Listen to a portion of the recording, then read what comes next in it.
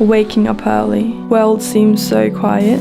Rest of your family and friends are sleeping. But you're getting out of bed, washing your face, and sitting on your desk to start your day early. To get that work done, to do that exercise, achieving it all a few hours before everyone else wakes up. This video is brought to you by Squarespace. I've always been a morning person and been waking up between 3 to 4 a.m. since I can remember. Currently, I'm a fourth year medical student, and when I first started med school, I had a lecture by a neurology professor about circadian rhythms, which means your biological body clock. That lecture had 7 to 8 slides, but for you, I pulled out the key information and also added some tips from my personal experience as an extreme early bird. Everyone is unique and have different biological clocks. This chart that I stole from the professor shows that there are people with various biological clocks in our world, starting from extreme morning people like myself to extreme night people, so people who tend to stay up until late at night or even until early morning. It's a whole spectrum. You must have heard Apple CEO, Michelle Obama, The Rock, all of those successful celebrities wake up before 5 a.m. Waking up early is often portrayed as being productive in the media. Contrary to common belief, being an early bird doesn't automatically make you more productive than night owls and vice versa. There has been many occasions, especially on holidays, where I still wake up at 3 a.m. but binge watch my favorite Netflix show, which is questionably a productive activity. So it's about how you spend your time, whether it's an early morning or late at night. But for me, one of the biggest advantages of waking up early is that there are less distractions in early hours of the day, which makes it ideal for deep focus work. It's described by Newport as state of distraction-free concentration when your brain works at its maximum potential.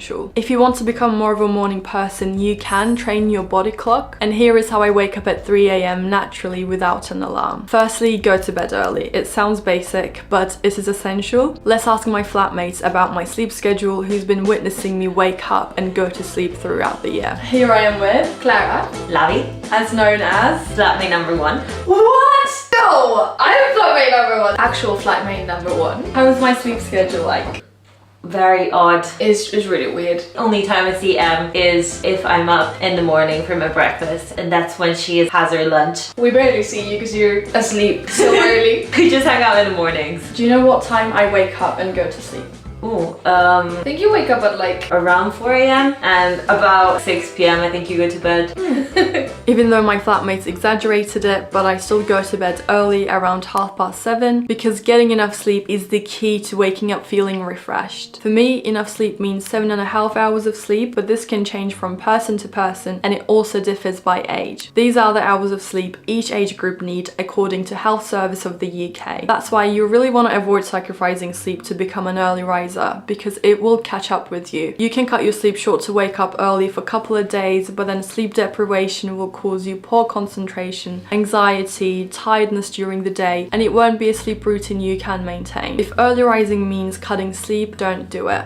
How to fall asleep early using light therapy. If you're not used to sleeping early, once you're in bed, falling asleep can be difficult. Reducing blue light exposure before bed is helpful. Studies found that warmer colored lights increase melatonin production, which is the sleep hormone of the body, the hormone which makes you more sleepy. To encourage my body to sleep, I make my LED lights warmer colored, so yellow, orange, and red tones. If you don't have access to LED lights, then you can just make your room darker by dimming your lights. Also, less exposure to bright lights by reducing your screen time on your phone or on your laptop as you start winding down should help as well. I choose to just not bring my phone into my bed so I don't scroll on TikTok and Instagram aimlessly whilst I'm supposed to sleep. You can also make use of lights when you wake up in the morning. This is actually part of a treatment called light therapy in medicine, and it's used in patients with sleep disorders. You can create light therapy at home for cheap by just doing the opposite of what you do in the evening. So when you first wake up in the morning, make your lights cooler colored like blue or cool white, or you could just make your room brighter by turning on your lights. And it helps you feel more energized and alert during the day.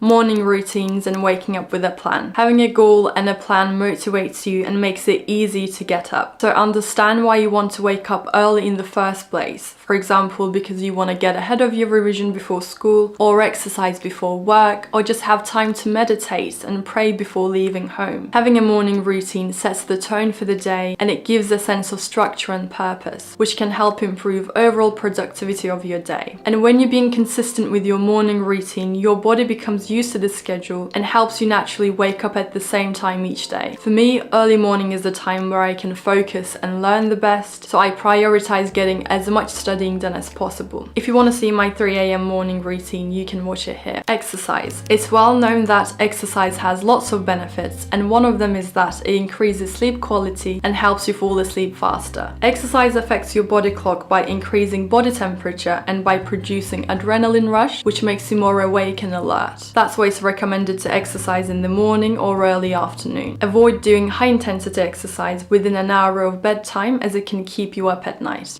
For longer lasting results, move your body clock slowly. So advance your bedtime a bit earlier each night until the desired bedtime is reached. For example, go to bed at midnight one night, then 11:45 the next, then 11:30 the following night, and so on. Doing this progressive change in your sleep routine will help your body adapt more easily.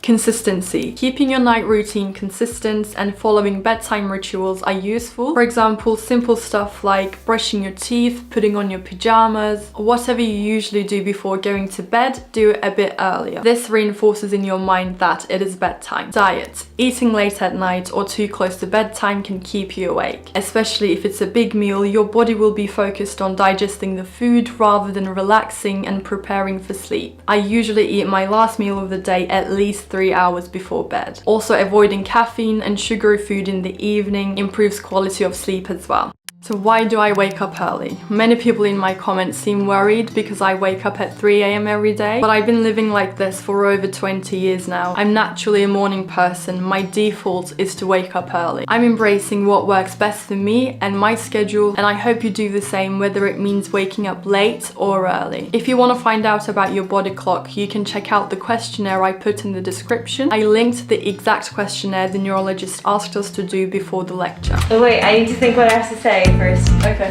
What do I want to say? Whatever you want to say. Lovely.